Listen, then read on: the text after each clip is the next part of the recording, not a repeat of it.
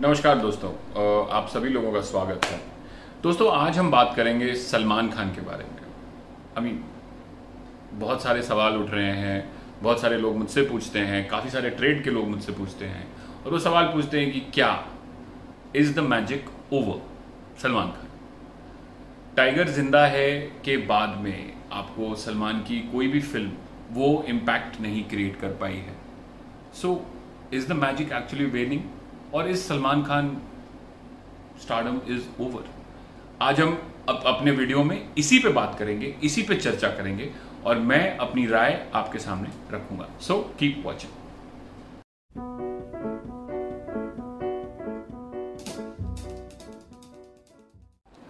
Welcome back दोस्तों।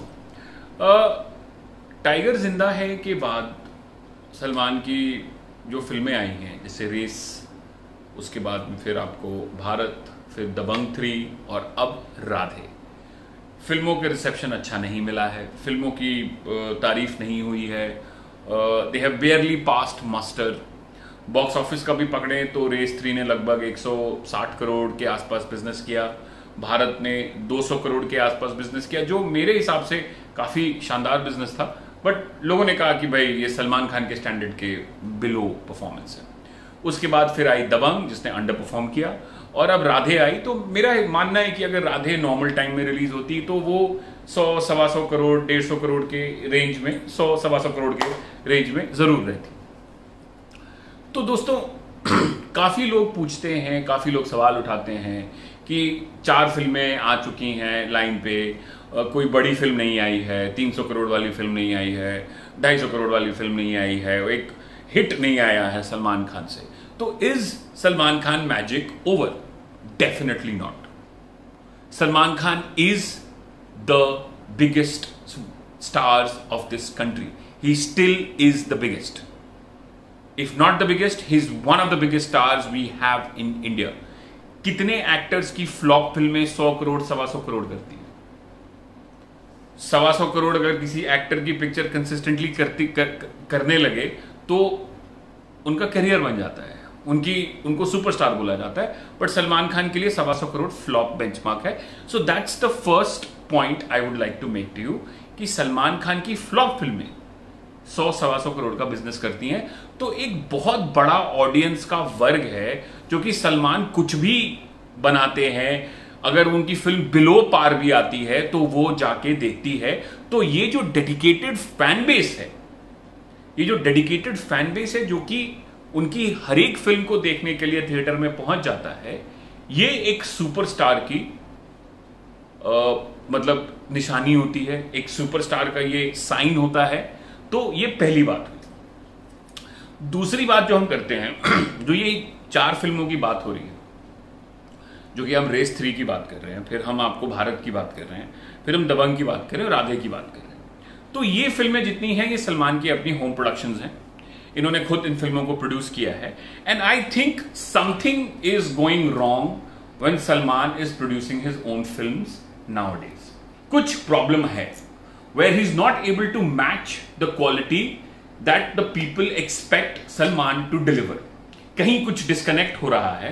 सलमान उस level पे अपनी होम प्रोडक्शंस को अब नहीं ले जा पा रहे हैं। बाय द वे, बजरंगी भाईजान was also Salman Khan home production.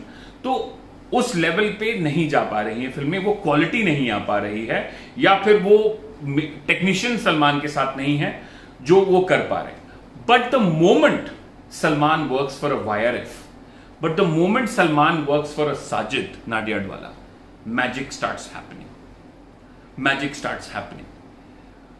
I can assure you 100% कि टाइगर जब रिलीज होगी और उसका ट्रेलर आप देखेंगे टाइगर 3 का, तो आप दीवाने हो जाएंगे, क्योंकि that's how you like Salman. A big superstar with a lot of scale in a franchise, people just go mad, people just go crazy. Sajid के साथ जो काम कर रहे हैं, कभी दिवाली कभी ईद, या फिर मैं सुन रहा हूं शायद किक भी बनेगी। सो जब भी वो साजिद के साथ या उनके साथ काम करते हैं, एक ऐसे मेकर्स के साथ काम करते हैं जो है बाहर के मेकर्स हैं। I mean, it's very unfortunate that he could not work with Sanjay Leela Bhansali. I think they would have created history together, and because Bhansali is that kind of maker who could mold Salman and present him in a manner which probably we haven't seen him of in recent times. So Salman Khan के साथ कोई problem नहीं है, there is no problem with brand Salman per se, ठीक है। तो उनकी बस फिल्में सही नहीं बन रही है, होम प्रोडक्शंस की, यहां पे प्रॉब्लम है। तीसरी बात जो मैं आपसे करूंगा कि जो लोग कंफ्यूज करते हैं, देखिए स्टारडम कोई टूथपेस्ट की तरह नहीं है कि वो निकाला खत्म हो गया, ठीक है। स्टारडम स्टेज बहुत मेहनत से आती है और बहुत गलतियां करने के बाद जाती है, ठीक है। आज भी अमित जी हैं या फिर धर्म जी थे, इतने बड़े बड़े एक्टर्स थे जो जिन्होंने 30 साल 40 साल 50 साल तक हिट्स देते रहे हैं। कैसे होता है ये?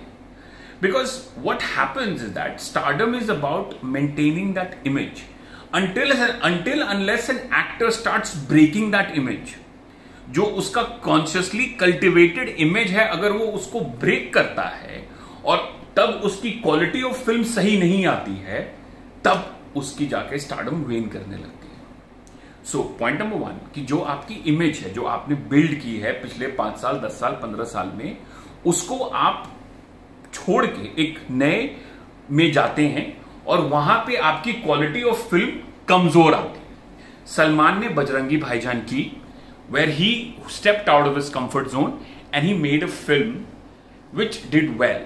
He tried it again with Tubelight, it backfired. Okay? So that's the risk you take when you break the image.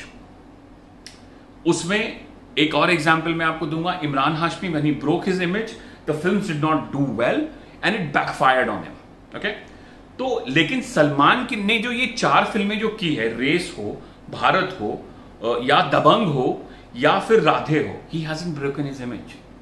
That image, that aura, that stardom is intact. When you don't break the image, that stardom is going nowhere. All you need is a good film that just showcases your stardom and a good picture. बस बात बन जाती है।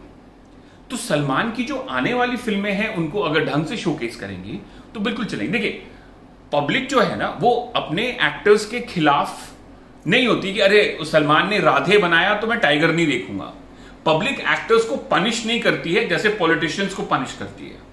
People film Radhe was bad, Salman को is not the question. People don't hold stuff against him. If Tiger is impressive, people will go out in huge numbers to watch it. So it's ultimately the film पे आ जाती है बात, और उसमें सलमान जब आते हैं तो it makes all of a difference. So until unless Salman starts completely breaking his image and completely goes out and starts doing experimental cinema and he does bad films in that, और ऐसी 5, 7, 10, 12 फिल्में आ जाएं, तब आप बोल सकते हैं कि he is destroying his fan base. Fan base तो इंटैक्ट है ना। पागलों की तरह लोग तो अभी भी लाइन लगा ही रहे ना सलमान के लिए। लोग अभी भी भीड़ कर रहे हैं, अभी भी ट्विटर पे, फेसबुक पे, आप जहां जाइए सलमान खान के फैंस की तादाद देखिए आप। So there is nothing wrong with the draw, there is nothing wrong with the pull, it's just that his 4 home productions have backfired, and I think this is something that Salman needs to introspect. Is Salman Khan over? Hell no. The best is maybe still to come. Tiger 3, Pathaan, और पठान जो फिल्म आ रही है, I think Salman is going to be like the centre of that universe with Shahrukh, Pathaan and Kabir as colonel Kabir, Hrithik Roshan as colonel Kabir, and then I think Tiger is going to be the central force. He's going to be like the Iron Man of that universe. So he is going nowhere. That stardom is intact. So there is nothing to worry about. All he needs is that one decent film to come along and everything will be forgotten and loved. Salman Khan is definitely not over.